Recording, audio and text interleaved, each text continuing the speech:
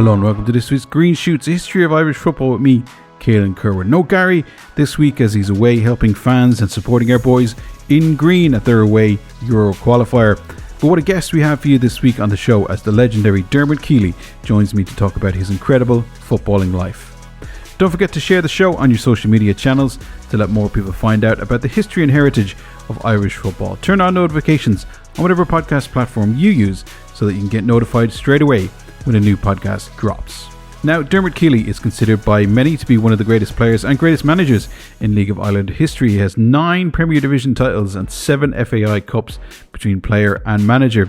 He won Player of the Year and Personality of the Year in the 1984-85 season as part of a fantastic Shamrock Rovers side stacked with ability and talent.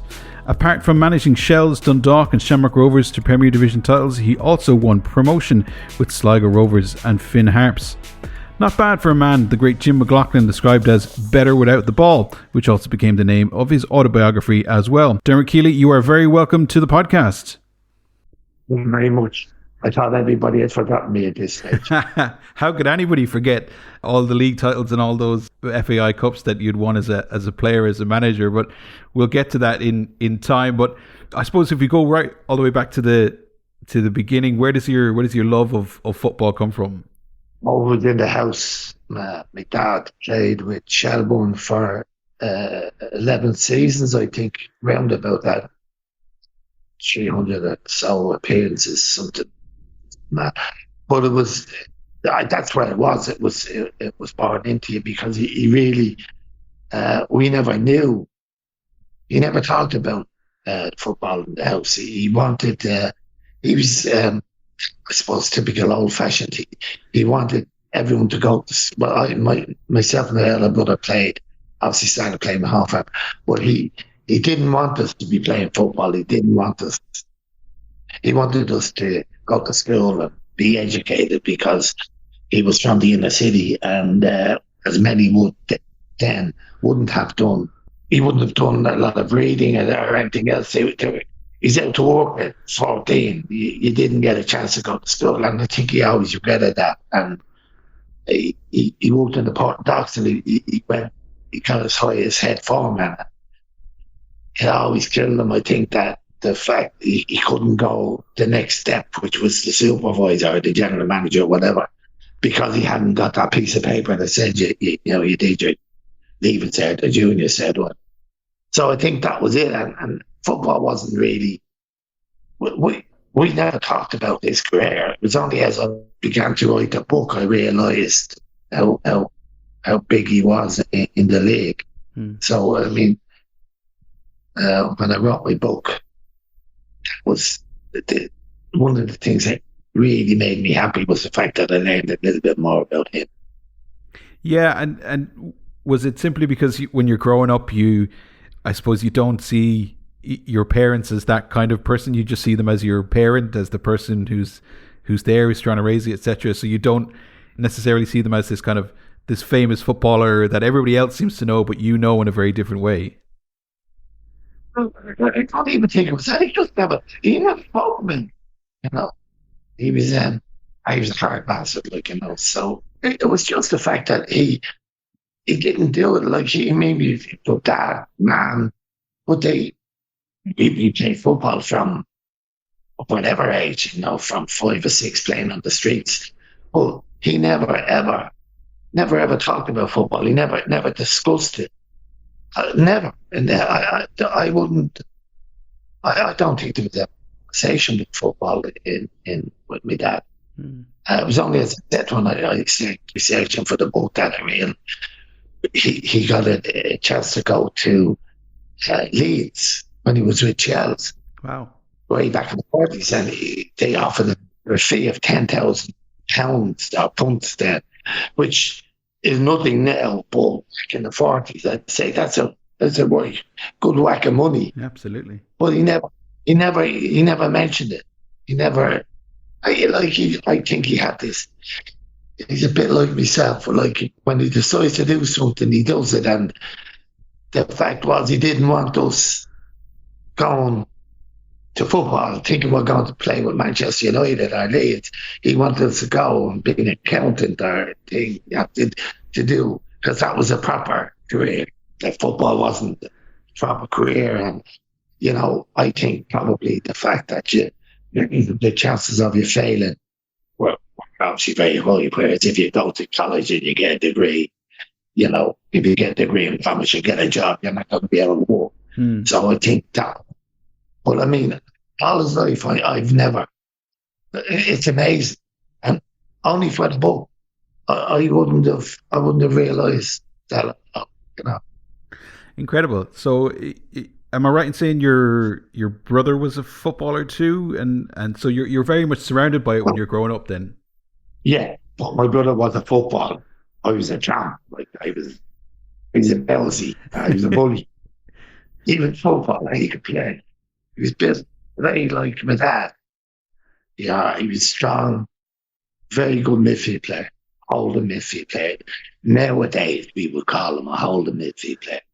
But he could pass the ball 10 yards or 50 yards or 60 yards. He was really, really good, really good. But didn't have the interest that I had. And again, that's not true. That's not for any reason. I think he didn't get the home farm thing. He just didn't. Even when we won the cup with home farm in '75, he never really bothered him. He went up. That was him again. Very like my mum. My mum's side of the family, very easygoing.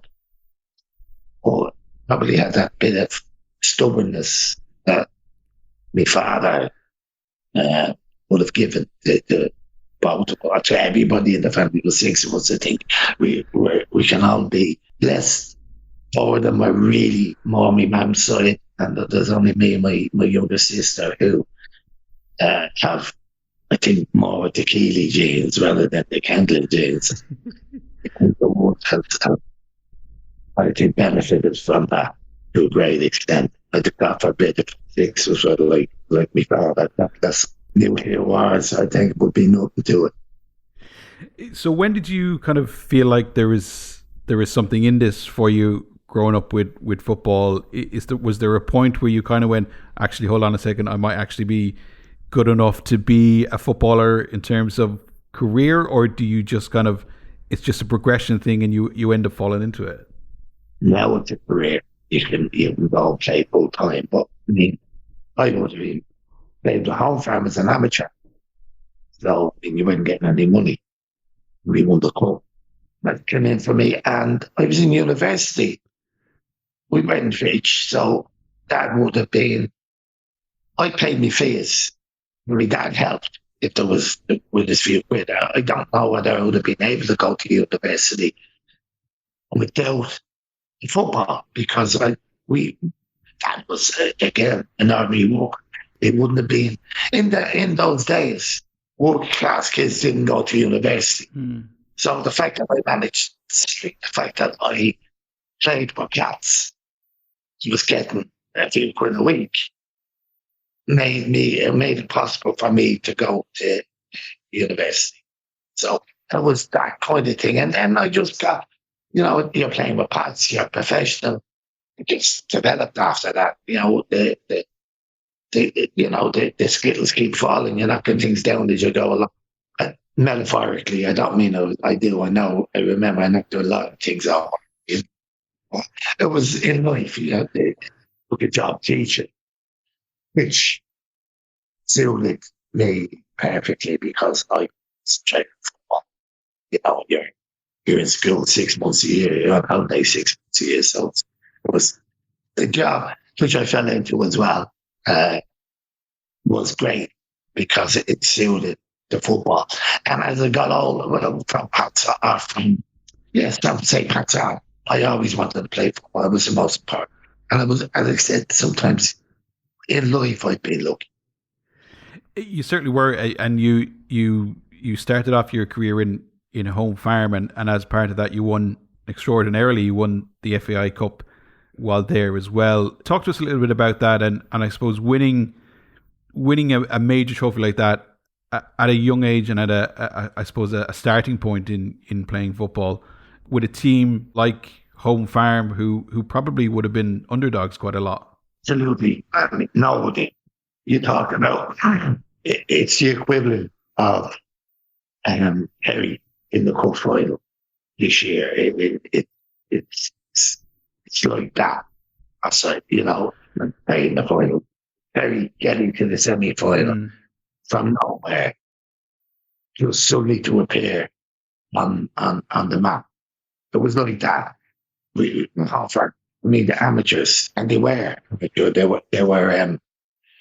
run very professionally with Dermot Keely, really good manager. But we were amateurs, and no one gets, no one had. We never went into the thing thinking no idea that you got to win it, and then get to the final. You get it, and I did. So, as I said, I've been, it's one of them things that you just lucky at the time, and for Joe and myself to win a couple of those medals each. It's something that don't happen too often. No. Does it add more value on it because you are playing with your brother? See, the medals I don't even keep. Either giving them away or lost. I know. I just know I done it. I know. Sorry, like I was saying in the past, I know chef for medals. I never got the thing. I just need to win it.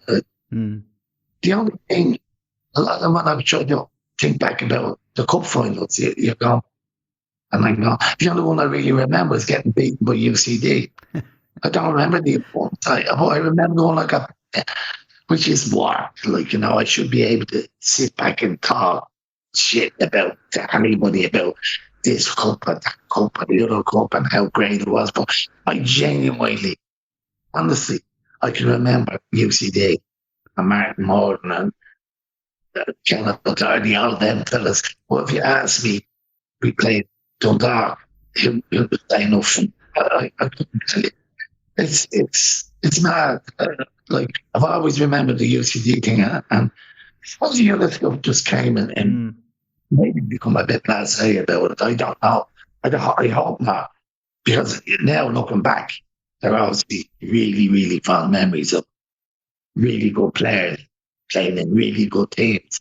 And I appreciate now how lucky I was to be part of the Rovers for an own team, the Shels in 2000, all of those milestones. I'm so glad now. But at the time, I didn't really. I mean, you got a medal, you win for a few points, get the medal, and go home. Because if they fuck it out, I'd lose.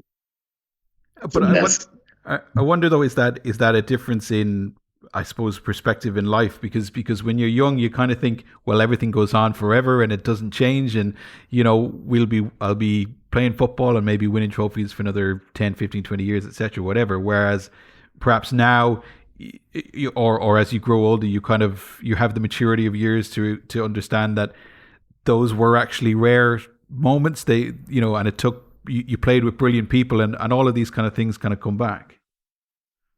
Absolutely. The older you get, the more.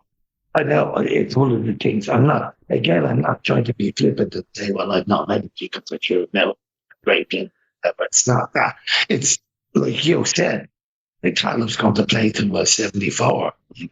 That's always going to be set at. And all of a sudden, not to be afraid of me. They're not. And you're there, yeah. What I said, and as you get older, people ask you things, you go, geez, I can't. You now realize that I always used to say, sure, I remember it. I don't need a medal for mine. Because I could do with a few now and look at them and say, yeah, I remember that now. So, yes, correct. It's a young thing. We take on the world. We understand everything, best at everything. I'm always going to be the centre half. I'm always going to have good players around me.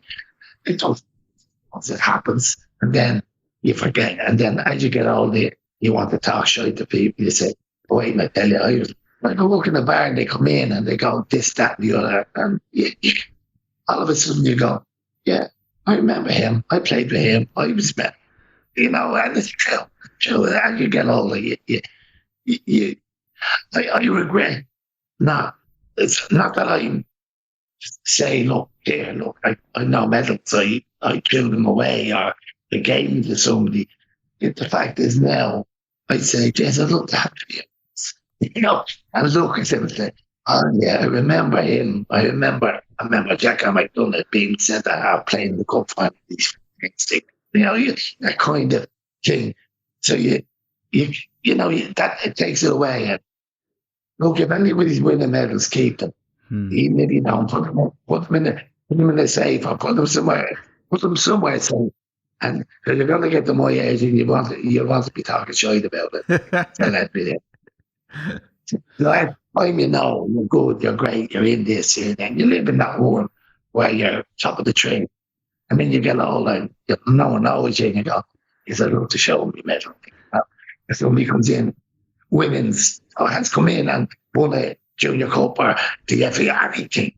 And you say, yes, I'd love to be able to say, hey, look, I won that in 1975 and I was an amateur.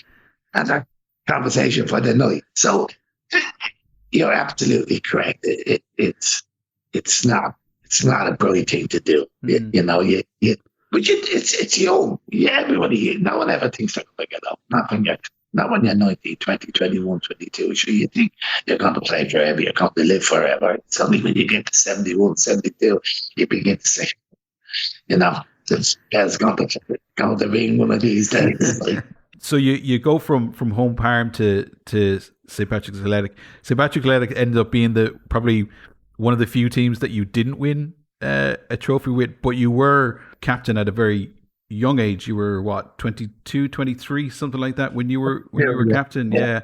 So I mean, how is that to be so young and to have that responsibility, but also maybe have older players in the team maybe who maybe didn't appreciate having such a young lad maybe calling the shots a bit? I never had that big box the head off. He was always a captain. We don't, again, it's personality. I don't know. I was, the only club I didn't captain was Shamrock Rovers. Well, I captained them on and off. Part1 was the captain. Now, I can't complain about Part1. Part1's the best player I ever played with. And he was a captain. So I was never, only if I didn't play, which wasn't often. That was when I automatically became captain. But I don't know why. It's just a bully in me, I suppose. I haven't got a clue. But I've always been, there's a lot of second blocks and fourth blocks of the modern world. We played very square because I was very quick. And we played on the halfway line. And we were doing that in Rovers. I tried to do it fast, but it didn't work. But in Rovers, we played very high up the pitch. In 1980, like it's whatever year, 40 years ago, and I think now when I watch the telly and they're going, oh, well, look, they're pressing the ball. And going, yeah, well, we were doing that 40 years ago. It's a break here. It's not, you haven't rediscovered the world is around there. So we go, well, I always had that. I don't know why. I've never experienced somebody coming up to me and saying, you're too young to be a captain, or it was just accepted. Obviously, that's your personality, whatever way it comes, and I wouldn't think too kindly if someone came up to me and said you shouldn't be captain. I think you would have called an ambulance, you'd have been getting carried out. How would you describe your?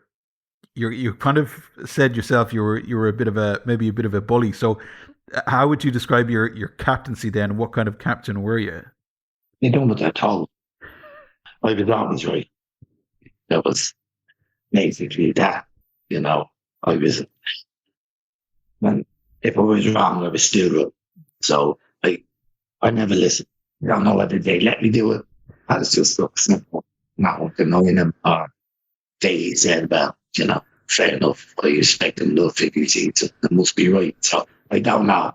Probably more the first one than the second one. They would be saying it's not worth the hassle, really. The few quid we're getting, it's not worth going up against them. So although, they could set it after, they all went for a point after the game, and it was there wasn't, see, it was like all from a more professional. And then McLaughlin came in, and then that life changed, But I still went big.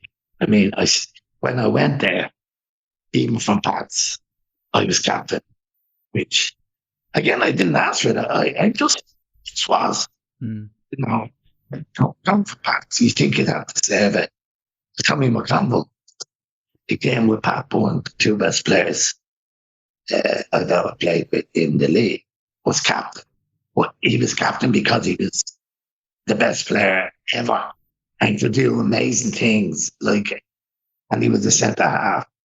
And then he got moved out to right back, and Jim made me captain as well. So, that was really, really the start of the trip. I mean, I would always call Jim me football dad. Like, he was everywhere. Anything that happened to me, he was. And then we had a few rounds as well. No, that's all. It wasn't on bliss. So you moved from St. Pat's to Dundalk, and obviously Jim McLaughlin is the manager, widely considered as one of the greatest managers to ever manage in the League of Ireland, rightly so. When you move from St. Pat's to Dundalk, he's the manager. What kind of manager was he, and how did he manage you guys to kind of get the best out of you? What was his kind of? Did he have a philosophy, or did he have a way in which he did things? No, he's very clever. He taught you individually. But his philosophy, as he told me very early on, was that he had enough money to buy the best players, and the best players win the league. So that was his philosophy. But he was very good at, if I redo, we would have been playing. I don't know whether people understand that square playing the back, on the half, very near the half below, and then sometimes I get cocky and I'd be stepping up, catching people outside, and I'd go overboard, and then he'd come in to you and say, listen, you're going to get caught or something. Although he never shouted out.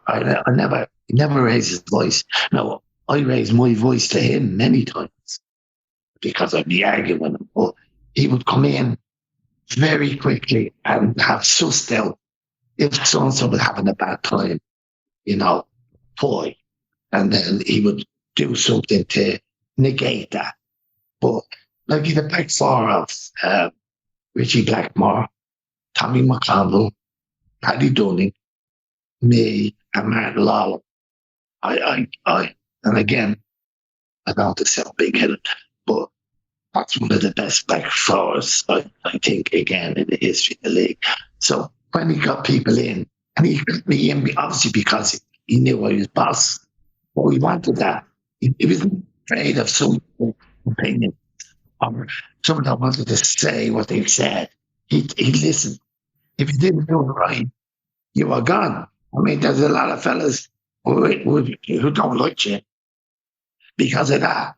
Like, if you don't do what he really wanted, or what he wanted, really, you'd find yourself on the transfer list very quickly. So, he was soft-spoken. Never showed. I don't think I ever heard show. Even the bad times when you'd be getting beaten, I'd come in and throw cups and tables, and he wouldn't. He'd come in calm, sit. He was. No, I don't know why I liked him so much, because I'm complete opposite to him, and I'm actually completely opposite. So, really, that's the sign of how good he was. And then when he went to Rovers that time, he bought the best. He had the best 12, 14 players in the country. And what he got, as he said to me, shouldn't be easy. Buy the best players, off you go. But it's not that easy, because if if that was the case, Manchester United would be winning the league every year, or whoever. You get 11 players in, they're the best. They're going to be the champions. It never works. But what McLaughlin he did, because everything in Rover, in Dundalk, was grounded. He never got away with ego shit. You done your job. You got your job done. And if you didn't, he never fought. He never fought with you. You just dropped the next week. You don't. He won't say anything to you. Well, no, again, I never got dropped. So, but people looking at me going, and they're going, well, what did I do wrong? And the players are telling them, what they don't know, you did this, and you're not playing next week. And that's happened. And then he give you 2 or 3 weeks and he puts you in. And he wouldn't say to you, well, look, that's where I dropped you. And it's when you go back in, you have to do X, Y, and Z. You knew. When he dropped you, you got back in. You did what you were told. You did your job.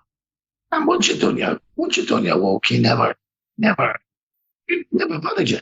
He was just like having no man. It didn't like driving the car without your hands in the steering wheel, like you think someone's driving. But really, he's there, like underneath you. I don't know. But I always did it. He done it quiet. I done it now. I didn't. I mean, no point in me dropping me if I don't throw cups at you and shout at you. No, I think keep the date. Was my way. Whereas he would mean look at you in the eye, and well, I'm going to play next week. That's the end of that one. That would be it. And walk out. You go outside for smoke. Whereas I'd be going trashing the place, I don't care. Not one of the best. I think the best. Yeah. Well, the try back is 1975. And to this day, I don't know. And now again, I've lost a bit. Where he ended up in terms of when he was manager and stuff like that, success usually followed. I mean, when he was at Dundalk, he won the league. He won 2 FAI Cups. So you can't necessarily argue that he didn't deliver on his philosophy, and he didn't deliver with the things that he wanted from teams, and certainly for you while you were there as well, and playing in that team. What was it like to play in that Dundalk team? Certainly one of the greatest Dundalk teams of all time, surely. I think it was, it was one of the best. Definitely one of the best Dundalk teams ever. But he got me and Pops on Pats. Like he had a nose for a player. It wasn't money, it definitely wasn't money because he wouldn't pay you. He got more money when I went to Dundalk. He wouldn't give me he wouldn't even match me wages. That was like about $10 a week or whatever. It wasn't any big. He had an eye for it. He knew what he wanted. And when he saw like Pat Flanagan was the same as me, really good in the ball, but hard working and nasty, looked after himself, the same as just, he had it. I'd say, I would have had in my head an idea of the way I want to play and how I want to play. I want to play that way. And he had that, although he didn't, the first time he didn't have a huge amount of money in the starting, but he had a great eye for players. Great eye. And then as he got older, he obviously was able to go to Rovers and get money and buy players, go to Derry and buy players. But he could do that as well. But he'd already proven what a manager he was by signing. People eventually, he was unknown. How Flanagan was unknown. Imagine it. And trying to manage. Look, if you managed Tommy McConville, if you knew Tommy, God rest, he's my best mate. If you saw Tommy McConville playing and tried to manage it, it's impossible. Jim McLaughlin was the only man that could have managed Tommy McConville because he knew everything, always right. He was fantastic playing. It just unbelievable. And what made Tommy McConville such a great player? Was it his creativity, or was it his football brain, or? Oh, his football brain. without a doubt, and ridiculously hard trainer. Great fella, great personality. But boy, was he stubborn. I'll tell you, we used to have stand-ups up for the first while, me and him, before I had my opinion of. I don't know how many times I did, but I said you should get rid of him, need a fullback. Now he moved out from centre half to right back because I came in and played centre half, and he wasn't happy because he was the big thing in Dundalk, and he was a centre half. He was a beautiful centre half, so good on the ball, frightening. He'd be taking the piss out centre forwards, and then I came and he played right back. He played right back. He played there for 40 years. Like he's really far, because he didn't trust me. I went forward to it because I would be playing square, catching people off, getting up to the halfway line. He never trusts an offside. That's wrong. For the first few matches, 3 or 4 games, he never, he was always in the wrong spot. I remember sitting down after a game and I'm sitting down and having a point and say, listen, right now, tell you something. If this doesn't work and somebody breaks it and starts, it's my fault. I will take responsibility for that. And he looked at me. He said, that's so. And from that day on, he'd be ahead of me trying to get people. He got into the way of playing, and I allowed him to go galloping down the line. He didn't want to be defending, but see when he had to, classic. He done the McLaughlin was just again. The 2 outstanding players. I mean, they were fantastic. I mean, I'd love them to have just 10% of their ability, and then we developed a real friendship off the pitch. So it was then because he do what he was told because he liked you, rather than doing what he was told because if it went wrong, it was your fault. So look, with different people, different ways, but two legends. I hate the word legend, but two. You end up after your successful spell at Dundalk, you end up going up north to Glentoran. How did that transfer come about, and how did you end up at Glentoran? I had a with McLaughlin. Oh, really? Yeah. I accused them of being fucking. We lost the league. We were runners up in the league the year, and I had a stand up for him. He didn't know what he was doing. He didn't buy the right players. Everything that I knew that he didn't know. Just basically me being me. I said, I'm leaving. And he said, that's fair enough, off you go. And I thought it smack in the head. I'm leaving, Jim, because I'm the best player ever here. I'm a kitchen in the dog. They buy me messages like, it's unbelievable. He goes, and then when the running fall came in, they were buying us with €10,000, 10,000 quid sterling. And I said to him, I can go and get X number of pounds sterling per week. And he says, that's okay. How much are they paying for you? I said, they'd go 10 grand sterling. He said, okay, bye. That's it over. Here you go. Left behind, And that's his way of saying, don't you dare tell me what I should do. Never raised his voice. Came up to see me every 3 or 4 weeks in Glentoran. Unbelievable. Just didn't face it.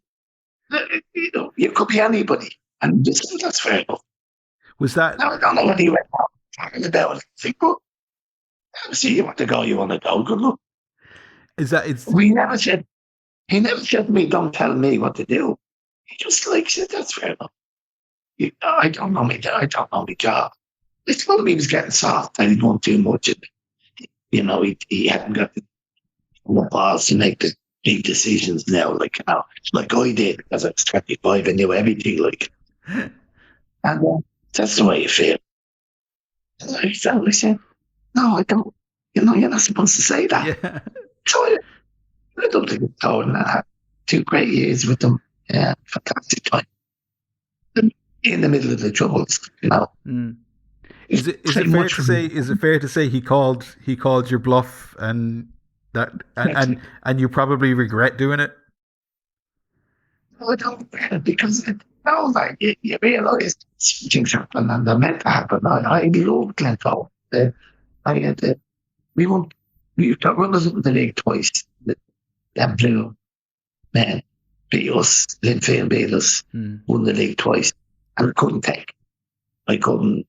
We won 2 cups, but I won a League Cup and we won a FAI Cup as well. But you finish runners up twice to Linfield. That was me gone. It was like in the times. I mean, it was tough going. The abuse you got for being supposed Catholic, like, you're feeling embarrassed and all that. They reserved their best for me. I tell you, when I Glentoran and Linfield were, they were like Celtic and Rangers. Glentoran were predominantly Protestant club. They are for Catholics. Now, I use these terms widely, but I'm not saying, like, I wasn't a Catholic. Well, I was born a Catholic. It didn't mean you went to Mass every Sunday. It just meant you were on the other side of the street. So we fought that were the other side. So it was very open. Ronnie McFaul was very open. There was no bigotry in the place. I loved it. I loved Glentoran. I mean, and I loved playing against Liverpool. One couldn't take losing 2 leagues in a row. Normally it was 3. Normally move out about 3 years without managing our playing.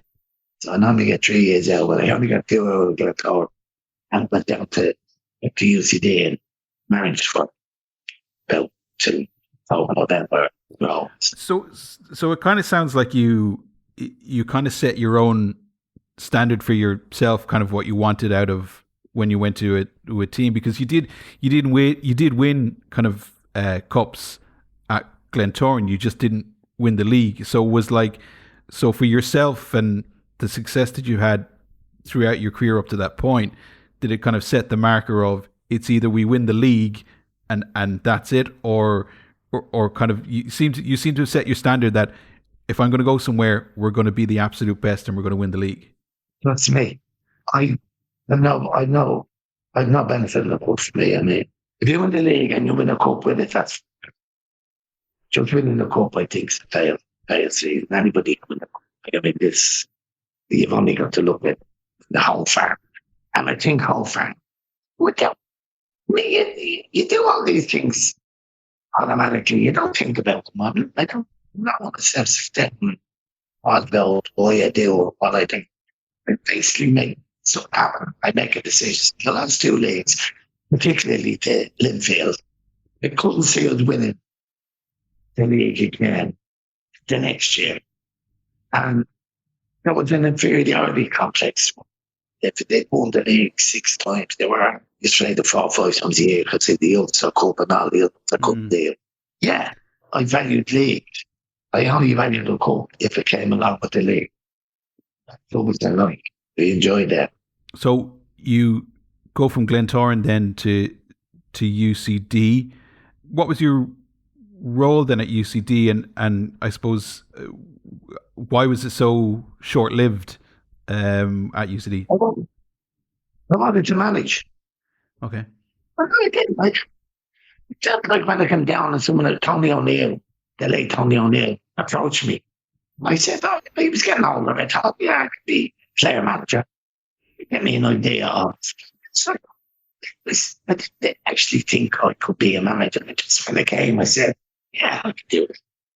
So then I went, and you're about 30. What are you about? You were about 30 years old at roughly at that age, was it? Yeah.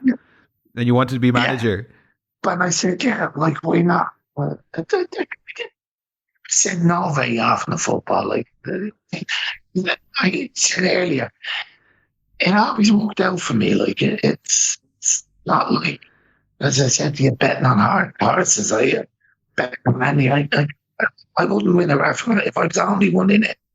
But football was, I don't know, it seemed to just lead me down the road and really just followed me good instincts. I left Dundalk because I was stubborn and me and McLaughlin fell out. That's bad. But we didn't fall out. I fell out with him.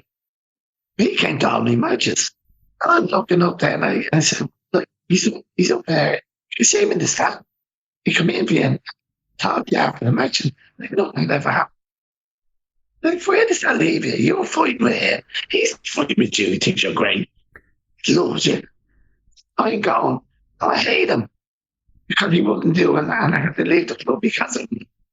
So you just, feels more stable. That's interesting. So he still kind of, even when you left the Dundalk with maybe with a little bit of bad taste in your own mouth, he still kind of went to your games. He still kept an eye on you and saw how you were playing and stuff.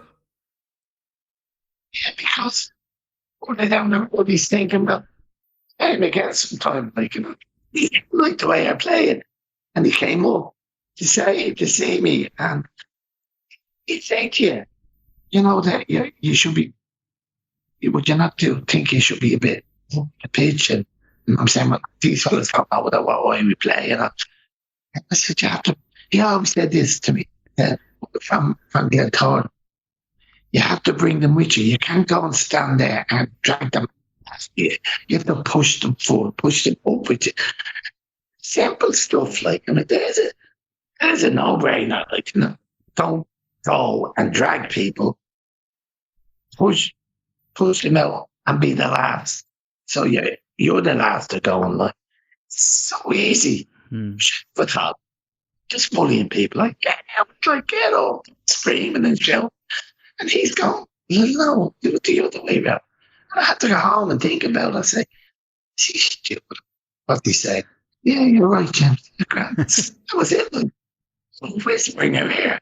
And he'd come up and he would help me out with talking with just fire things. So you should maybe, would you not, it was crap. And then when I went back down, he didn't realise I was going to Cypher Youth today. I mean, obviously we went in touch that he just came to matches.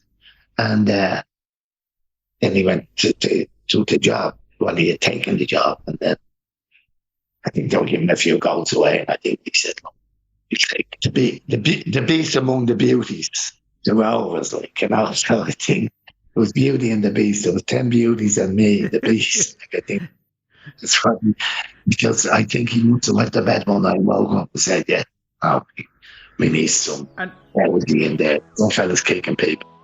Well, that's it for this week's show. My thanks to Dermot, and part 2 of our interview with Dermot will be out next week. His book again is called Better Without the Ball, written by Neil O'Riordan. Don't forget to share the show on your own social media channels to let more people find out about the history and heritage of Irish football. Turn on notifications on whatever podcast platform you use so that you get notified straight away when a new episode drops. And remember, support your local League of Ireland and Northern Ireland Football League club.